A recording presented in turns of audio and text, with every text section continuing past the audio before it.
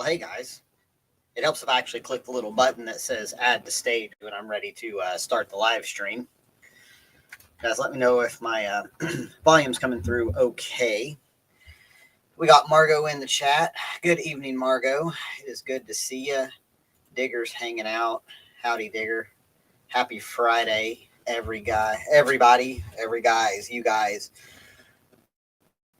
My brain is a little bit tired, and I'm a little bit chilly. Hoodie. Also, I cut all my hair off again, so we got to cover that thing.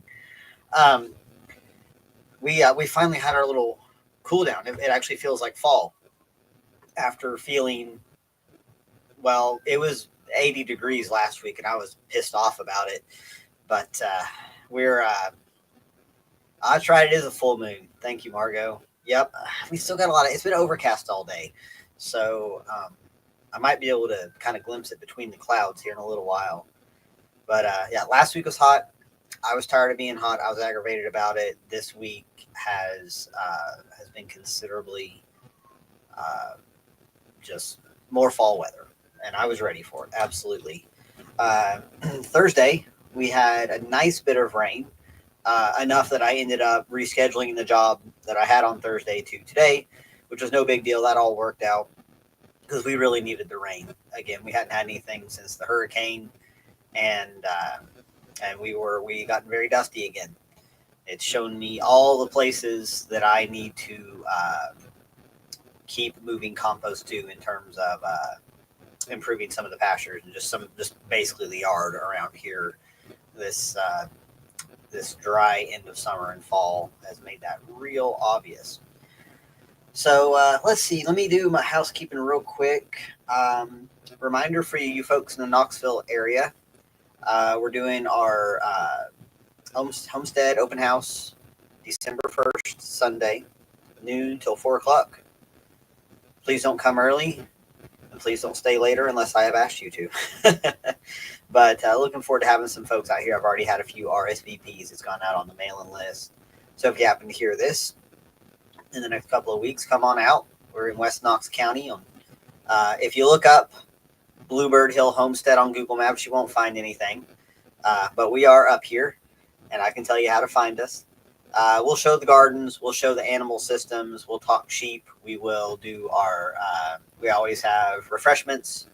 And if it's not crazy windy, we'll probably have a campfire back here too.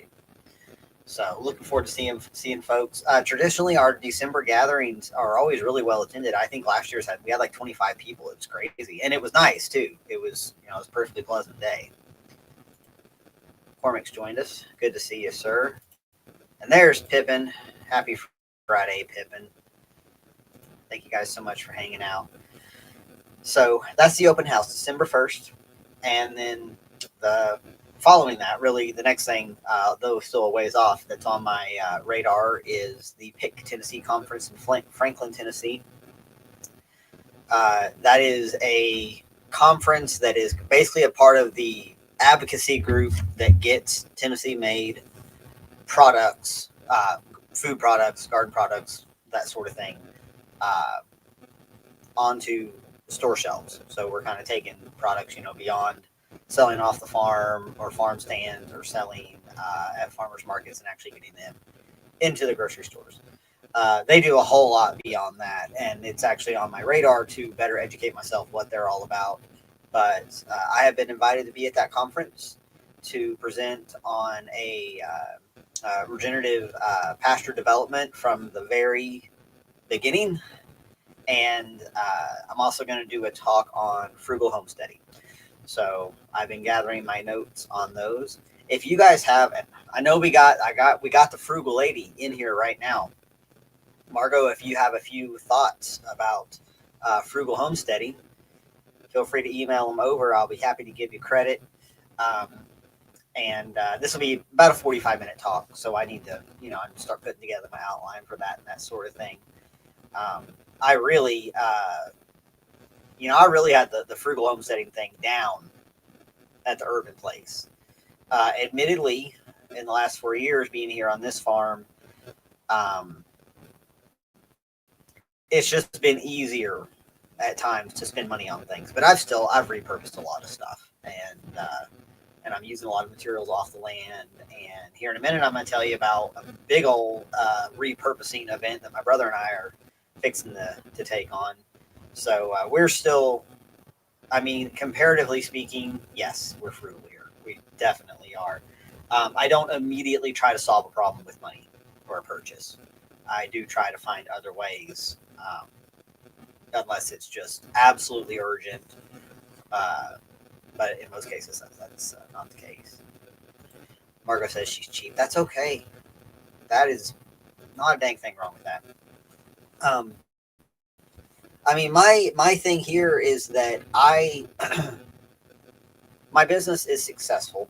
There are ebbs and flows, especially because it's still a largely seasonal business. I'm working on getting the kind of stuff underway, and I have most definitely made progress in that regard, where I have a bit more of a dispersed income throughout, and not quite the the peak and valleys that landscapers do. But I have definitely, if it wasn't for the fact that we have downsized our lifestyle as much as we have, and that we've done things like eliminate debt and all those actions kind of piled together, we I would have to work. I'd have to work more. And my choice has always been, would I rather uh, work more or need to buy less? And that's always been an easy decision for me.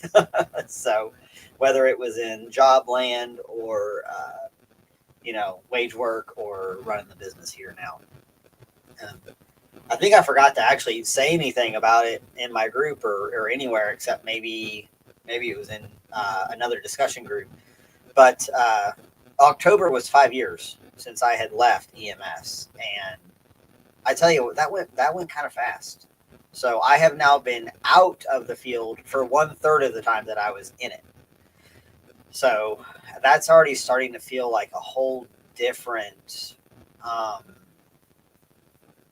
just a whole different life, a whole different me, a whole different set of stresses. I mean, yes, there's stresses now, but they're not the same kind, and there are stresses that I can do more about, which is the big thing. Um, so it's bonkers, when you make a change that significant, uh, then you're just it's I was just like, man, 5 years. I had to double check myself, but it was 2019. Yeah, it's a crazy adventure, Margot. That's for sure. So Pippin Eyes says, I've been building shelves for car bumpers with pallets and 4x7 cardboard boxes and reused nails. Yes, Pippin. Everybody I know who works on vehicles has a garage. I mean, they are. I bet. Do you throw away parts? Do you have a hard time throwing away parts? I know I do. And my loft above me right now is starting to be holding way too many Jeep odds and ends and some mower odds and ends.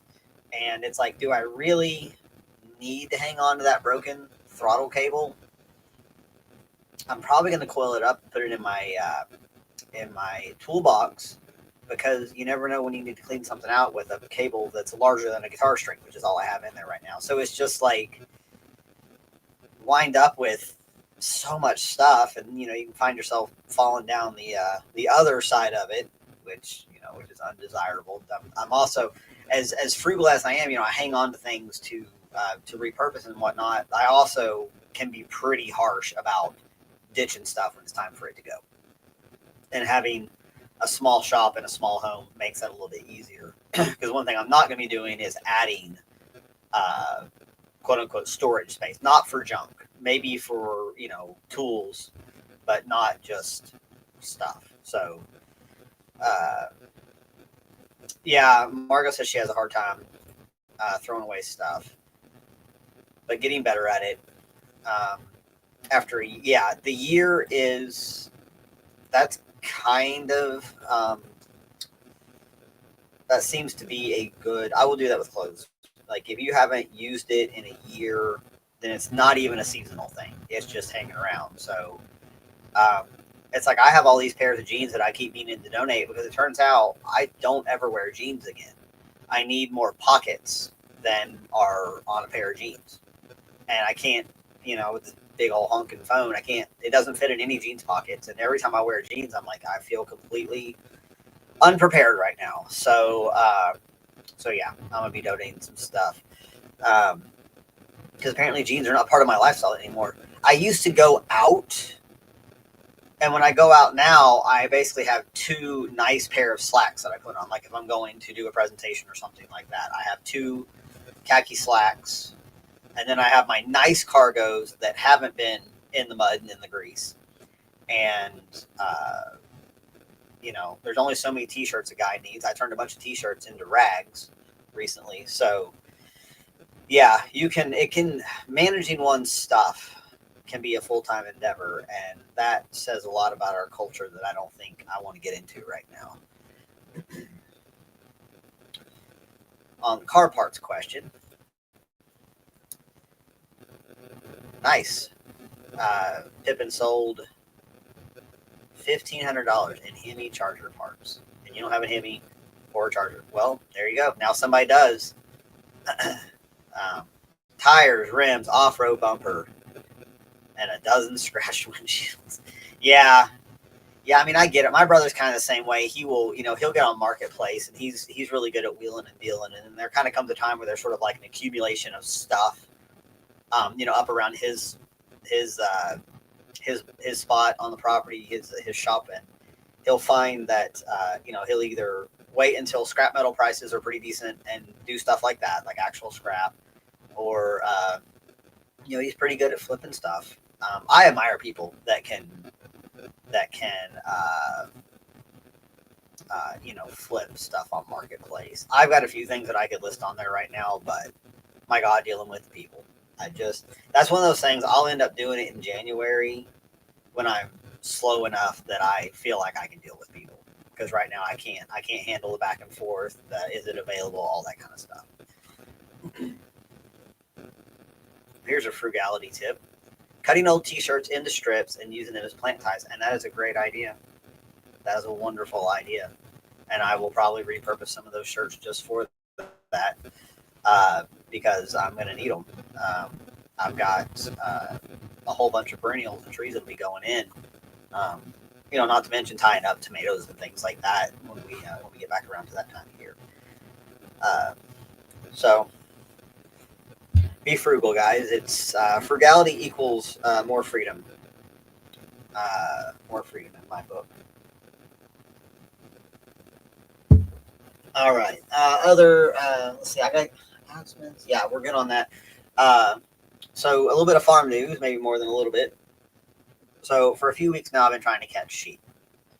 Specifically two rams. The two rams that need to go to freezer camp for the Knox Farms, the family's food co-op. And earlier this week, I was able to catch one. So Marcy brought the trailer up here. The trailer's been sitting on the property for a few days again. And I was able to catch one by the back leg. I had him distracted with some sweet feed. Coach would have been proud. Great, what do we call that, leg pick? Great leg pick, double leg pick on the rear end of the sheep. Kind of put my shoulder in his shoulder, got him on his side. I'm doing this by myself. In fact, I wasn't even really expecting to do it when I did it. So I kind of realized that I didn't really have a plan once I had this sheep on the ground. So I got him on his side, and once the sheep is on its side, it just chills. They don't try to struggle. At least this has been my experience. They just kind of it's like turning a chicken upside down. Same thing. Just they chill.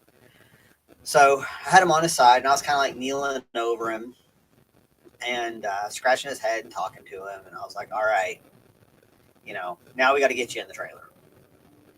And I was about 20 feet away from the trailer where I caught him. I hope, well, maybe I won't get in trouble for this. Hopefully, PETA isn't listening to this. So if I let him get back on his feet, he's going to be out. He's gonna take off. He's incredibly strong. He's over 100 pounds. Tim Riley's here.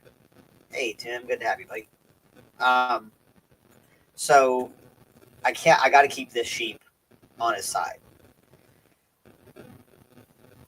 Add into the mix that my grip strength is piss poor with bilateral carpal tunnel. This one working better right now because I recently had my corticosteroid injection. But it is really hard for me to really, like, I can grip hard for a very short amount of time, and then it just kind of progressively, almost like my hands are opening up of their own accord. Really freaking annoying. If anyone wants to throw money into the Carrie needs 3 months off work for the surgery fund, go ahead, because good God, eventually I might have something really done about this.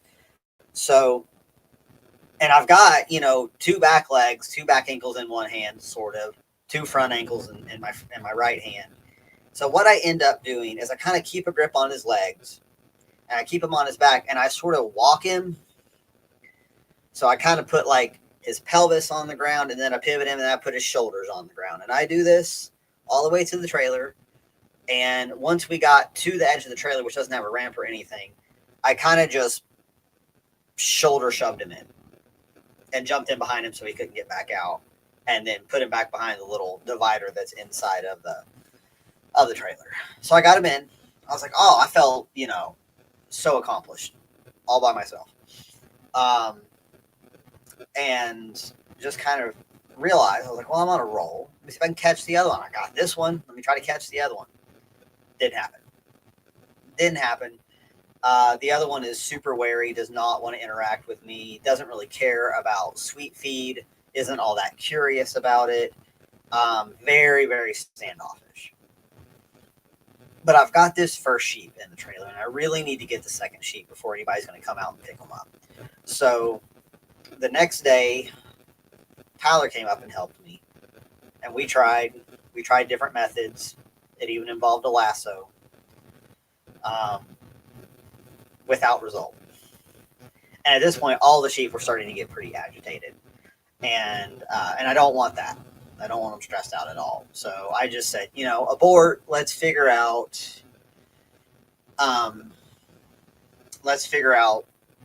what we can do about this problem, because they're only in this polywire fence. There is no rigid fencing. There is no cattle panels. There are no corrals yet. So Tyler and I were standing up there in an area where we've discussed putting a rigid corral before. But this was one of those things where I'm at the part of the year where I really don't want to start peeling out cash to pay for stuff if I have other options available to me. See previous segment, right? And what I was pricing out, even for just like hog panels or cattle panels framed in or hooked to T-post or whatever, was going to be several $100s. So, and I was like, man, I don't want to do that. But Tyler and I kept talking about it. We're like, okay, well, we'll figure something out. And about 20 minutes later, he called me and he said, we've got those cattle gates up acting as fence line where the gas line easement moves through.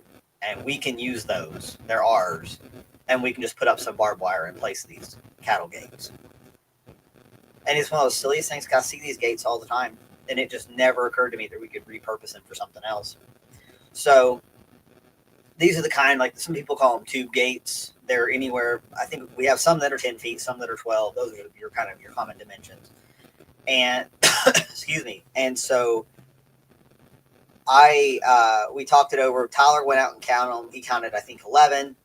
He found 2 more in his stuff behind his workshop. And he knew of 1 more that he could go fetch on the property. And I was like, holy cow, we got what we need. And we've got T-post. He had salvaged some, I had salvaged some, and it sounds like we have enough T-post. So all I had to get was a roll of barbed wire to replace them, which I picked up a couple of days ago. And then Tyler put that up on one side. We've still got to do the other side. And then you just gotta love when things like this work out. Tyler already had a scrap metal run planned, and he was at the scrapyard, and he sent me a picture of these big fencing panels that they use on construction sites to like secure a site from trespassing. And I think it was six of those, like 4 or 5 feet, probably 5 feet tall, 10 or 12 feet long, and they wanted like $75 for them. So Tyler picked those up. So now we've got enough stuff to make a paddock that not only can we drive them into, but we can make dividers and separators. So this has gone on to the to-do list as soon as we can fit it in. And we have kind of like a centralized site in mind on a relatively, for us, level area up here on the farm. So so that we can, with where the sheep are positioned right now and where they're going to be in the next, couple of weeks, I can easily set up a polywire chute and send them right into this new corral, shut the gate behind them. We can have we've got a space to back up the trailer to them, and then we can just sort everybody. We've got a rigid edge to, hold on to an animal, and we'll be able to make this work. I had tried feeding, the sweet feed in the trailer and all that stuff. And one of the issues is I've got 21 sheep and Primrose who wants to be in on action. So somebody has to kind of either distract Primrose, or I need an opportunity to, hold her back. And then the older ewes are super aggressive about the sweet feed. So they want to be like all in your business when they see that bucket. And they are so obsessed about it, and they stay obsessed. They stay obsessed with the first bite, with the 50th bite. So those are the kind of sheep where if they got into the feed, they'd eat the whole bag and make themselves sick. So so if I have to be able to separate them from everybody else, or they're the easiest ones to catch. That's for sure. If I ever need to catch those four, they'll be very easy. So so that is coming together nicely. That's something we're going to get squared away in the next couple of weeks here. Probably work on it in the evenings after we're done with our jobs, respectively. So that's nice. Then, where was my thought going on this? I ended up kind of combining my sheep catching story from the farm news with the project that is coming up. So we were looking at, I don't know if I really came up with complete dimensions because the gates are all different lengths, but we'll just be able to we'll get a total linear foot, and then walk, tape it off and drive the T-post and everything at reasonable intervals, and hopefully we'll be in good order, because nothing else I was trying was working. I tried multiple suggestions, and it just wasn't happening. So at some point, sheep will be caught, and we'll go to feed some folks. The sheep that we harvested 2 or 3 weeks ago now, we've had a roast, which was amazing, and then Angel made gyro salad on earlier this week with the ground lamb. It was so good, so good. I really like lamb. I don't know. There seems to be like this brain fart that a lot of people have about preparing lamb, and it's like, guys, get on the internet and find a recipe and just make it. It's easy. I mean, the roast, to me, I could not tell it apart from a beef roast. I could not. Maybe slightly less fatty, but that was about it. So they've been everything we've eaten off that animal has been wonderful.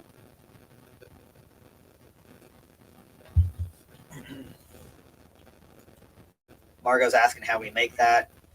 We probably don't make it quote unquote correctly, but when Angel makes it, so she cooks. Usually we use ground beef because lamb in the stores is crazy expensive. But this time we had the ground lamb. We put it over. Sometimes we have like a little bit of pita bread, but we don't eat a lot of bread, so sometimes the pita is not really part of it. So we make it more of like a salad. She's got a spice mix from Melissa. I'm not sure which one, but she uses one of the spice mixes from Melissa with the meat.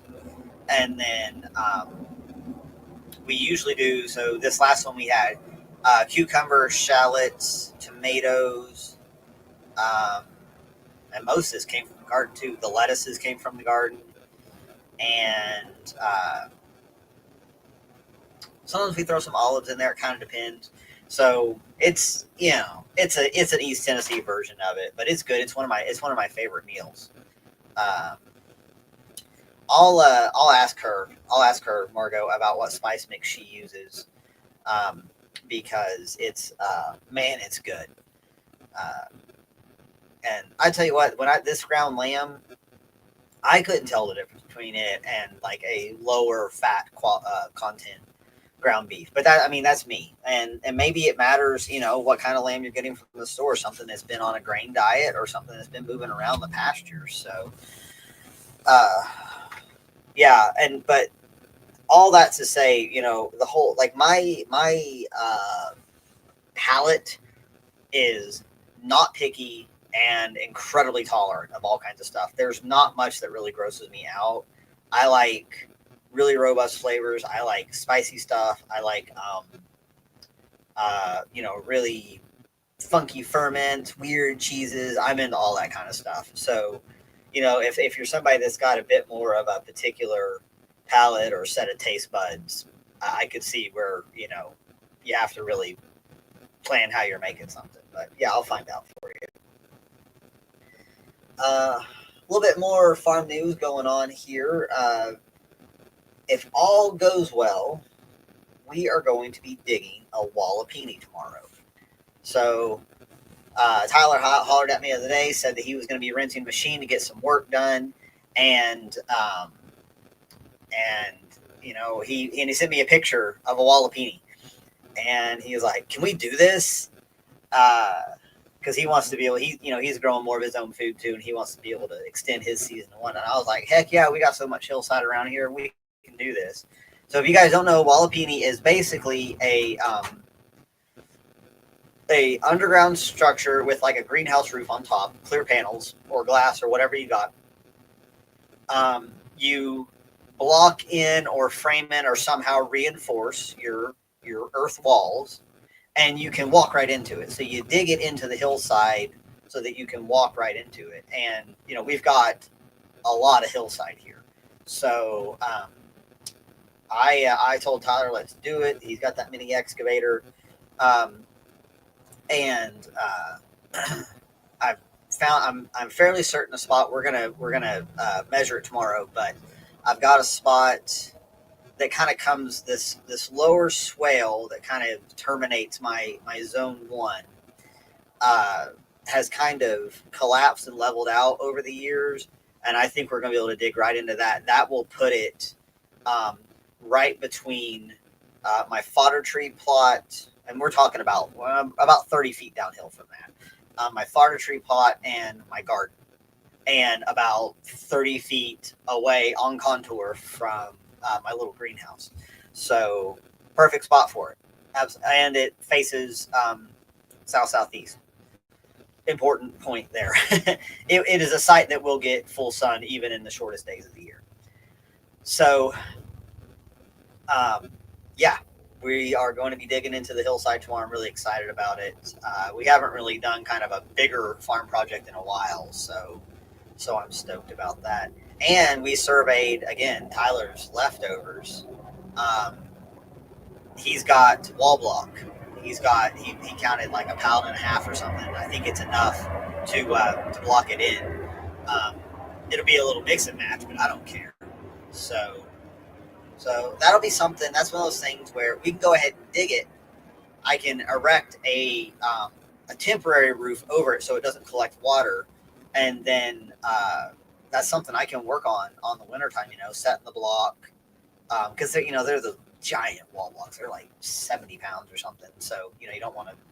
I personally don't want to do a whole bunch of those in one day.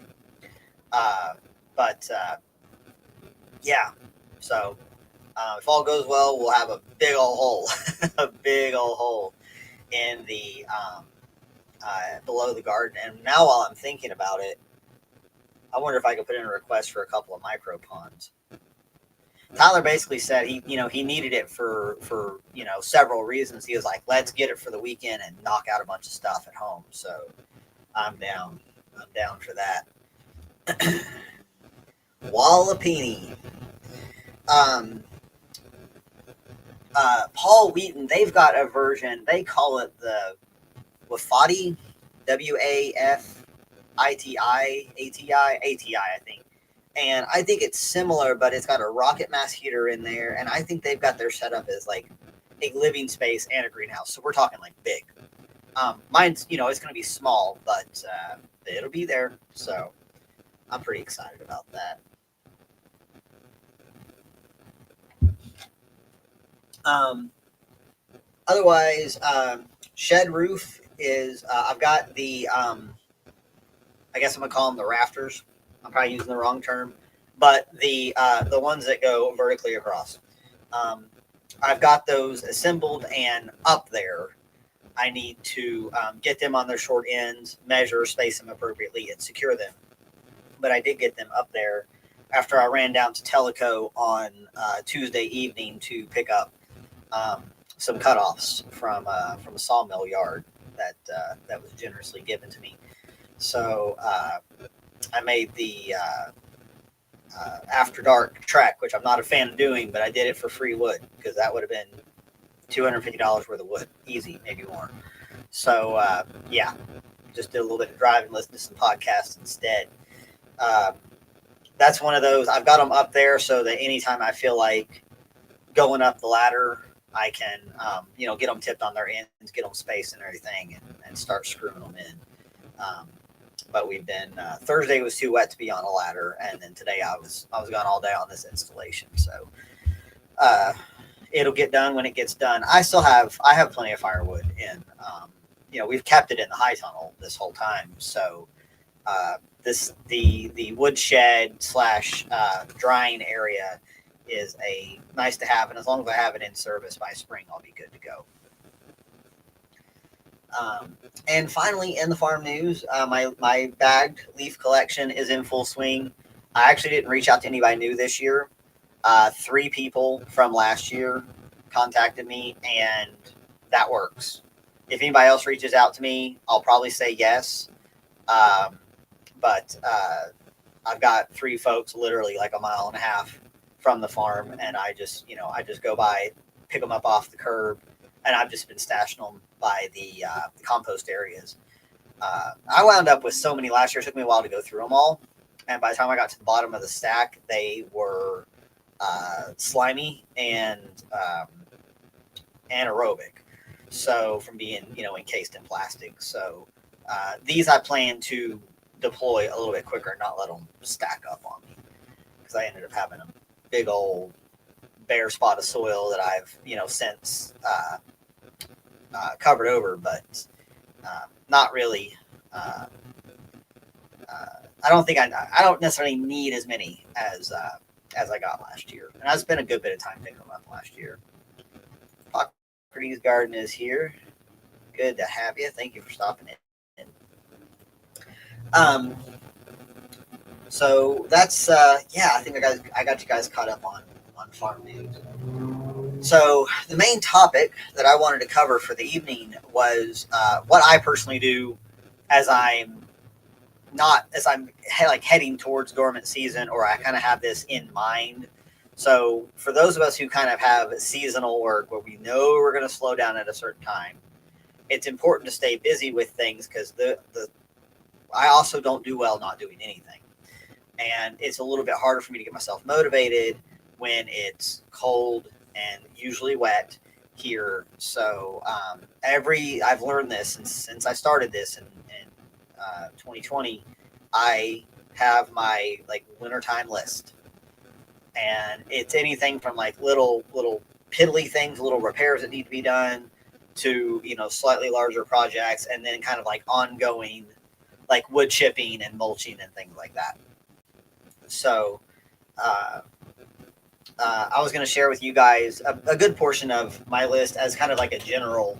This can apply to a lot of us. If you have land at all, you can be doing this on any size property, especially if you are a seasonal worker, or just find that you need to stay engaged with land and being outside even when the weather's less than ideal. For those of us who don't live in Florida, you guys. So, this will apply to areas where your ground does not freeze solid in the wintertime. You cannot do this necessarily if that's the case. But down here in the southeast, we can dig and transplant trees once they're dormant all throughout uh, all throughout the wintertime. Um, the only time I wouldn't do that was if the forecast in the next few days was looking like we were going to like sustain single digits. I wouldn't do it. The roots coming out may not survive that kind of cold. Um, so freezing roots are a big no-no. That is not good for the tree. Those roots are accustomed to being protected. So if you are digging trees and you have bare root trees, um, do not just leave them out in the cold. Either protect them somehow, um, at least get them into like some bucket with some soil or something like that. Or you can read up on like healing in trees if you're just wanting to temporarily stash them in the ground until you put them in their final place. I try really hard if I'm going to dig a tree that I know right away um, where it's going to go. I want to know right away where it's going to go, and that's kind of how my brain works anyhow. Like I'll be eyeballing a tree for a while because we have so many saplings on all these wood lines. We've got ones that have popped up in pasture that, in most cases, will probably stay there. Sometimes they may get moved or they may come out. Um, so I will kind of have this little mental inventory quite a bit of the time. Um, I had every intention of actually getting these trees labeled, like metal tree tags labeled on them if I plan to move them. But at this point, I don't feel like I actually need them because I know what it is. I've paid enough attention. I've got it committed to memory now. So that's a nice one. You know, digging gets you warm. It's one of those things where as long as it's not super wet, you don't want to be digging in the soil. You don't want to be tracking up soil that's super wet. But this is a good activity for me for December, maybe even early January. I usually hold off for January and February, and then by March again we've got another opportunity. Um, and I made a note here. Also, if you're not transplanting, go ahead and order your bare root trees. You can go ahead and pretty much put in your orders right now. They might not ship right away, but where further north where those trees are dormant, they are shipping. If you get them and you're not ready to plant them, you can stash them in your fridge for a little bit. But otherwise, even if they're, I think Tim asked me about this the other day. Even if they ship them to you and they're not quite dormant this time of year, I would just go ahead and plant them. I can't see how you could go wrong. Give them a good dose of mulch. Give them a little square of cardboard and then some mulch on top. But I think they'll be fine. I've been transplanting, trees this time of year for a while, and they always do well. The ones that don't, I usually trace that back to like my error, like too much. The roots were pruned too closely, type of thing. I'm still kind of learning which trees transplant. Sassafras transplants really, really well. It's very tolerant. Most of the ones I get out are just coming up off lateral roots. It's one big root mass. They don't have a tap or anything like that. But the young post oaks around here don't transplant very well at all. And it's hard for me to get enough root out. So I'm kind of starting to steer clear of those and, paying attention to the other trees. Conifers transplant really well. So yeah, do the tree thing. I know everybody wants to do it in the spring, and I guess that's okay. But man, the trees are happier. They're so much happier if they are transplanted when they are dormant. When all they have to do is expand their roots. They don't have to worry about coming up with the energy to bud and bloom and make leaves and all that kind of stuff. So since I'm a big fan, point number 2 here, since I'm a big fan of the observe and interact principle, because I swear I don't think people do it enough. Wintertime is the best time to see, frankly, what's wrong with your property. It becomes real obvious to me every winter how much work I have left before me to keep improving this soil. Because as soon as the warm season grasses grow dormant, and right there's bare spots this size everywhere. Right now I'm just thinking of my front yard.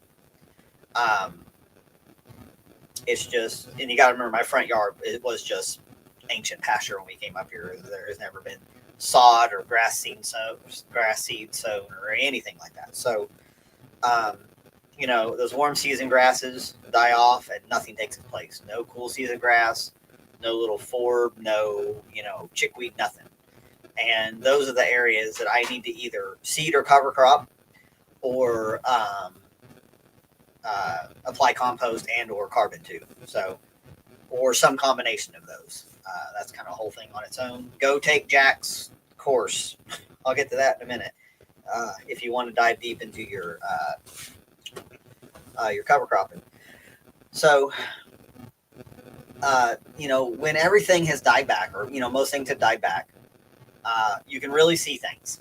The land's just kind of letting it all hang out, and if stuff needs to be dealt with, it's just readily apparent.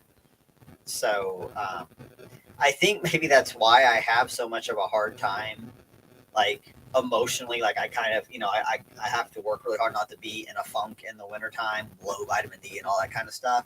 Because I think when everything is dormant, you can see everything that's wrong, which just reminds me of how much work I have ahead of me. So I think that's legitimate. So walk around, look at the ground, and combined with that, when the rain starts coming in, see what the rain's doing. Because the rain has even more opportunity to do damage or do you good, depending upon how you've got your land and your system set up. Because with, like I was just saying, with less active root system or active ground cover going on, that's more potential for soil loss. So, take the opportunity to slow down water, all kinds of creative ways about going about that. Redirect water to where you need it. Spread it over a larger area. Think about filling ponds. Think about directing into swales. I'm always thinking about, when I'm building up my gardens up here, when we're doing earthworks, I want less of my water, the water that lands on this property, winding up in the ditch at the bottom of the road, at the bottom of the driveway. So, there's some areas where that can't be changed easily, but there are places where it can, and it's my job to do that. So look for the ugly stuff, be gentle with yourself about it, but that it really is an eye opener when you see, like, oh man, this soil is bare right here. You can see how much, maybe you've got a dangerous tree. You can see how much dead is in the tree without all the foliage kind of covering it. Like, especially if you come in and you get under the tree, things of that nature. So that's on my to-do list. And in general, I am adding carbon, and I'm adding compost to pastures. That's kind of a year-round thing, but I'll tell you what, I don't want to be pushing a wheelbarrow around anymore in July and August, and I have to. So I kind of tend to wait. And so, like, right now, it's about time to clean out the chicken system. They built me up a nice, I'd say 4 or 5 inches of material in their chicken house. So I'm going to get in there. I'd say it's probably, there's probably a couple of cubic yards. Cubic yards of material in there. So, that's wood chips and leaves I've thrown in there. That's their table scraps. That's a lot of grass clippings. There's some bags of leaves. And they've been kicking that and mixing that for a few weeks, and it's time to clean it out and start it over again. So that's most of this is going to the nearest pasture that I don't have named yet, but it's going to go to the nearest pasture, shortest run with the wheelbarrow. And everywhere there's a bare spot, I'm putting a couple shovelfuls of material down. If I have like a large area of multiple bare spots, that just gets the whole wheelbarrow. And I come back and I rake it a little bit. I leave it pretty thick, but I do rake it a little bit. And then it's just going to keep happening. I've got some old hay I've thrown on there. And I'm really thinking about, I'm not going to go super in depth on this just yet, but I am thinking about trying to heal this particular spot um, with the sheep instead of putting the sheep in the thicket in the weeds for a while for the wintertime. I might see about rolling out hay and letting them trample that, eat that, poop on that. The thing is that there's more hay waste in the sense that it doesn't wind up inside the animal. Um, you're certainly feeding your soil. So I think if I'm going to do that, I will probably buy the hay because I don't think it's fair to do that to the hay that Marcy buys because she expects each of those rolls to feed for a certain amount of time.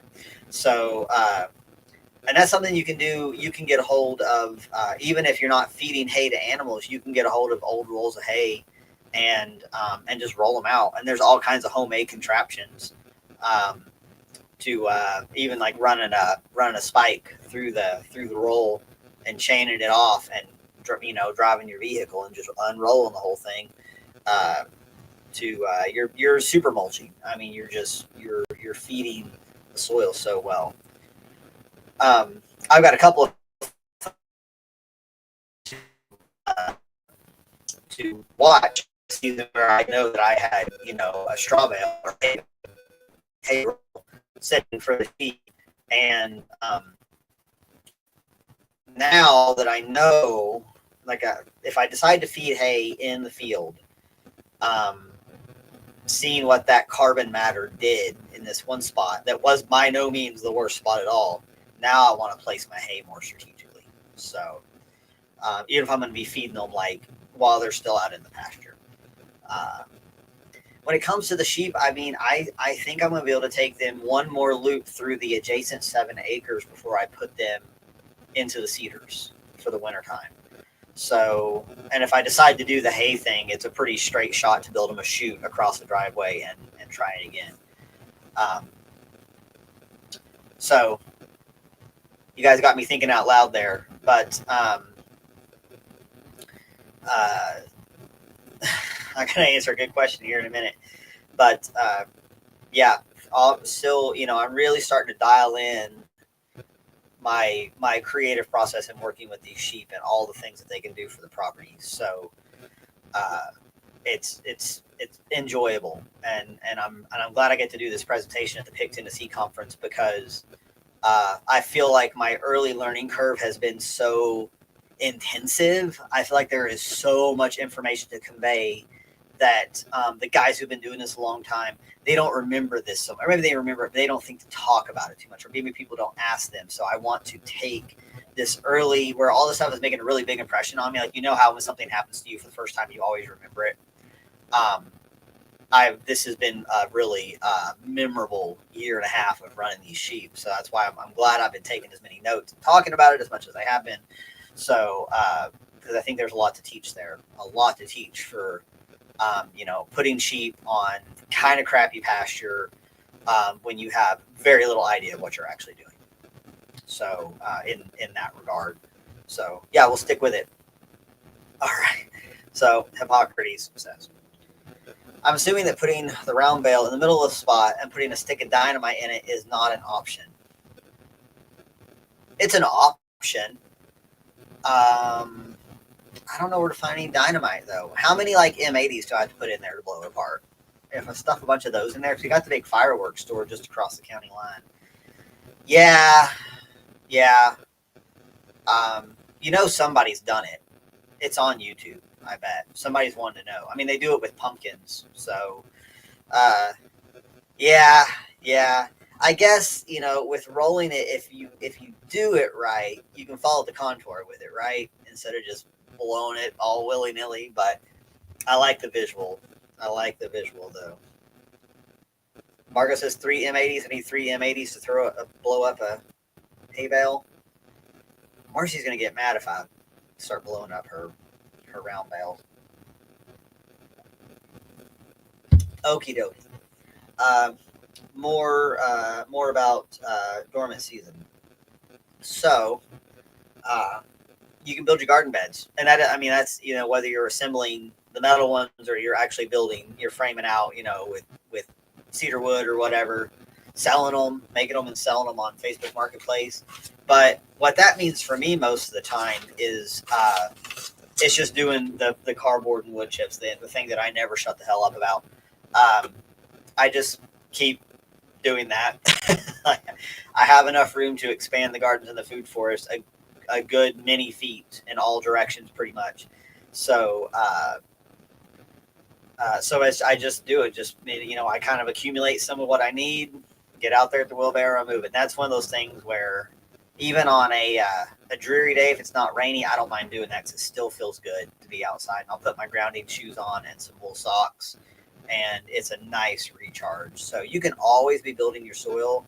You can lasagna mulch. You can do whatever if you wanted to dig a like terra preta, where you dig a pit and you start throwing all of your compostables in there, and you're making compost in the ground. Maybe I'll ask Tyler to dig me one of those too. I need to start a list of things I need Tyler to dig. So, we've got a wall of peony. I'm talking about ponds and a terra preta pit. Why not? I've got this whole flattened, collapsed swell down here that acts as the bottom of my zone 1, and it makes sense to put all of that stuff there. I'm probably going to owe Tyler some diesel for the machine, but that's one of those things. He's so skilled with a machine like that.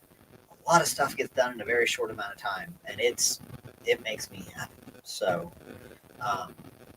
yeah, I'll keep you guys posted. We'll see what happens. Hopefully, all goes well.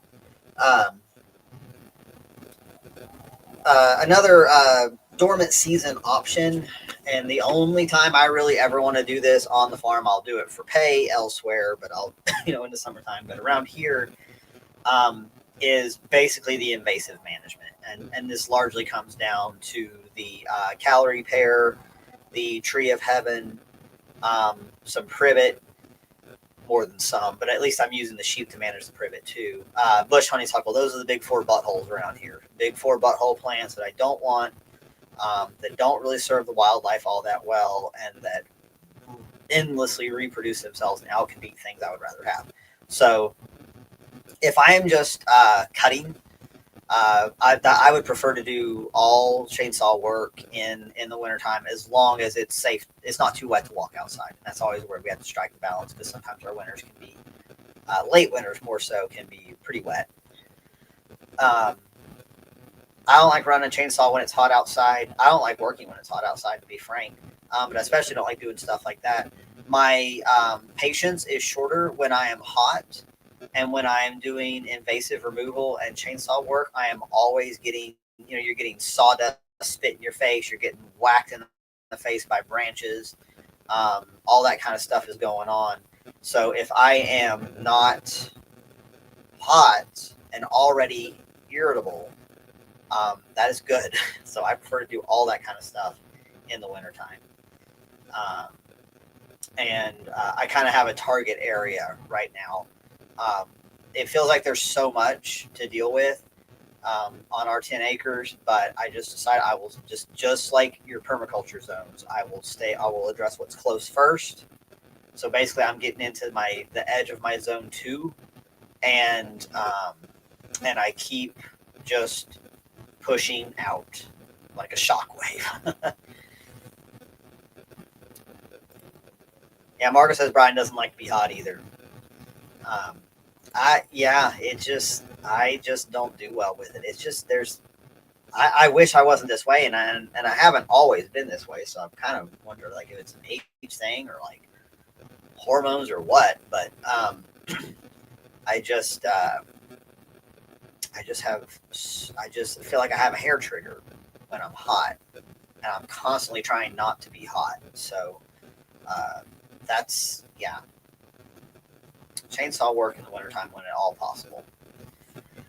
And finally, take those courses that you've been meaning to take, the online courses, reading the books, all that kind of stuff. That is one of the uses I will make when I am out of daylight, but I still want to feel like I am doing something towards my own success on the land, success in the business, all that kind of stuff. And so I can sit down for an hour or so and work through some courses. And I wanted to give a plug for Jack Spirko and his of the Survival Podcast and his homefoodsystems.com. That's where he's got all of his coursework. The cover crop course, which I just listened today, I listened to his conversation with Billy Bond from Permapastures Farm about the cover crop course, and it sounds absolutely phenomenal. And I think if you're an MSB member, you can get it for like $70 or something.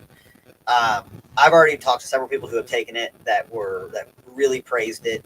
So that is likely to get purchased, and I will be working through that because I'm kind of butting up on needing to understand cover cropping in the larger sense. I've always done it or some form of it in my gardens, but now with pasture management, this has to go on my plate. So yeah. So do your classes, read your books. And then the other thing that I it was a business purchase because it was legitimate, but it was also a little bit of a gift to myself. I picked up a subscription to the Stockman Grass Farmer magazine. This is an old school newspaper publication that's been published, I think, since 1944. And it is exclusively about pasture management and grazing animals. And I requested a free copy a while ago and just like devoured it in one sitting, which is unusual for me with my attention span. And I remembered that I had picked up some off of eBay a few years ago and dug it out. And they were older. They were, kind of mid 2000s, but went through all of those, and all that was still relevant. So I was like, yeah, I'm subscribing to this. I don't subscribe to any magazines right now, so that was actually kind of a big deal. And then I got I was looking through their catalog of books because the publishing company, publishes Joel's books and all kinds of other authors on those topics.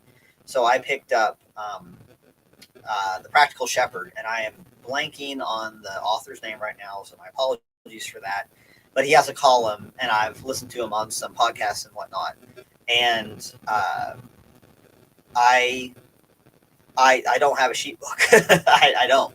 I borrowed some from the library, and they weren't really what I was looking for because they were more for kids that do 4-H, or it was about wool breeds and all this, where you're lambing in a barn, and like this. The Practical Shepherd is your sheep are outside doing their sheep thing, and you're managing them and managing the land.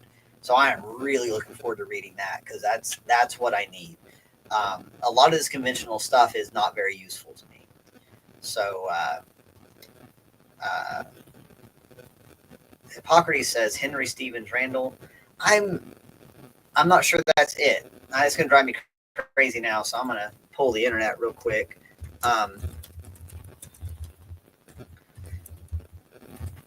And Bowerman. Is that what she said?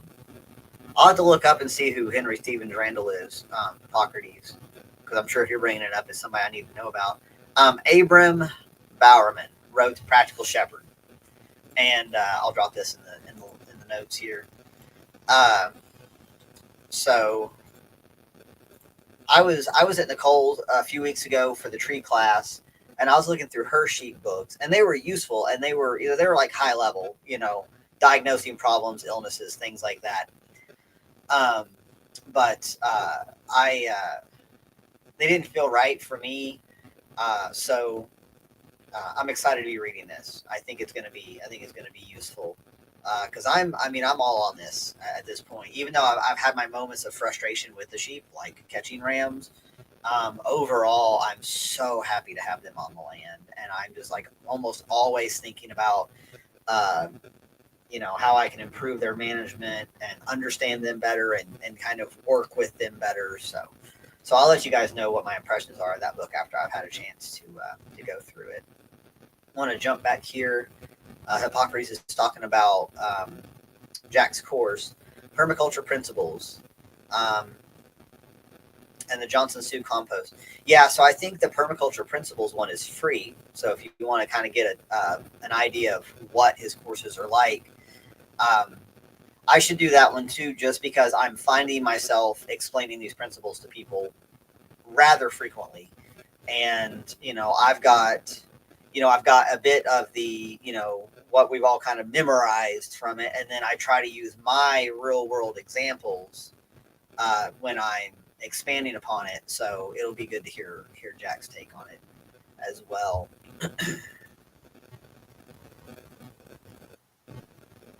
So yeah, so that's homefoodsystems.com is where he's got all of his stuff. Um, I'm not getting a kick or anything. I mean, I'm just telling you guys. I find stuff that's worth doing, and I tell you guys about it. Um, everything will. These things always come together. It's not really a big deal. I got a couple other cool things on the radar that that I'm in discussions with. I am in discussion with a friend and a filmmaker about doing a documentary about this transformation I've been doing for my neighbor Beth down the road, a food forest and actually full property rehabilitation. Um, so there's actually a really wonderful story to be told here. So we're working on that. We've got outlines and we are scheduling a phone call for the three of us to discuss it. So I'll keep you guys posted on that. And then I've been having discussions with Wynn Miller. Wynn Miller is a member of the family that runs Lick Skillet Farm in New Market, Tennessee. That's a little bit east of Knoxville. And they are a century farm, a regenerative farm. We've been out there for the permaculture convergence. I've been out there for other classes and gatherings and such. And so she's Alex Miller's daughter of that farm. And her thing is agroforestry. So she has done the deep dive on, uh, how you get trees into your pasture, how you protect them from the animals while they're growing, all of that stuff. Amazing lady, very cool. And so we are putting together a small group of local, regenerative homesteaders, farmers, to basically get trees on our properties, to get trees in pasture. So Wynn can teach, and if in case it's hard to hear, that's Wynn Miller, and I think she's at WM Land Solutions. If you look that up on for email and that sort of thing, Gmail, all that is pretty easy. She's got a lot of stuff on YouTube too. You can see her presentation. She's got coursework up there. Very kind, very laid back lady. I really enjoy being around her. So me and a couple others are going to start taking turns weekends in February for just to get together, plant trees, which all of us are nerds about, and be kind of be learning from the lady who really knows this stuff. So I am relieved that I have like these projects to look forward to in the wintertime. It's really important to me. I feel like I spend most of the nice weather planning for the crappy weather. So Hippocrates, I'm going to look up. I'm gonna go ahead and plug it in right now. Henry Stevens Randall, because you're telling me for a reason.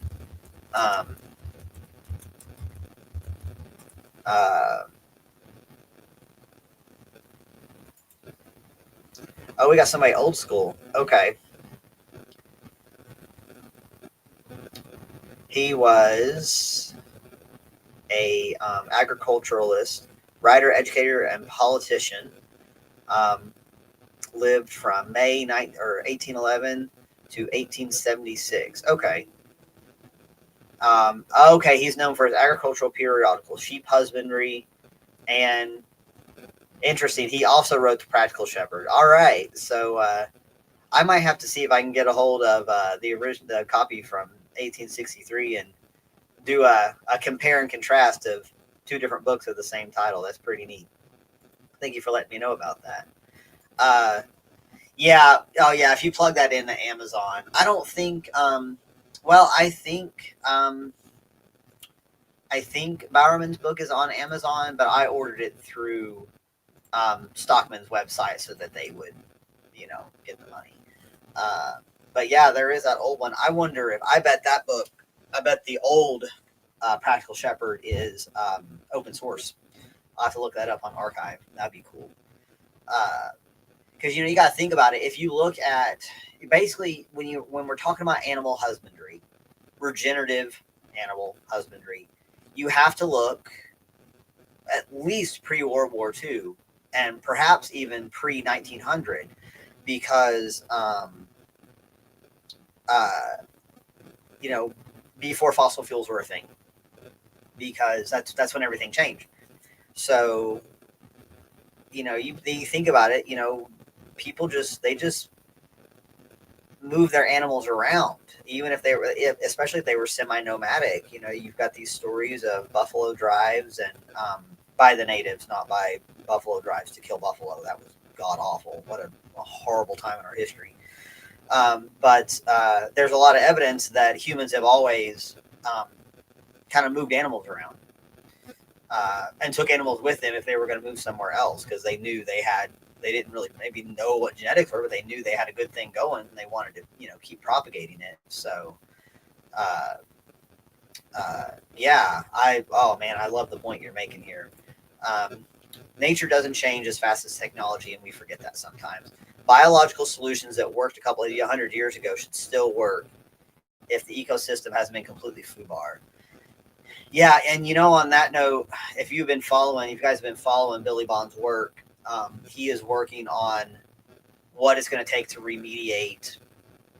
I don't know how large of an area he's going to try to address up there in North Carolina and East Tennessee, but there has been terrible, terrible, terrible soil contamination from these floods, from plastic factories being flooded, all that effluent, all that chemical getting washed into the rivers, winding up. I mean, it's just, and the mud and the silt and everything. It's horrific.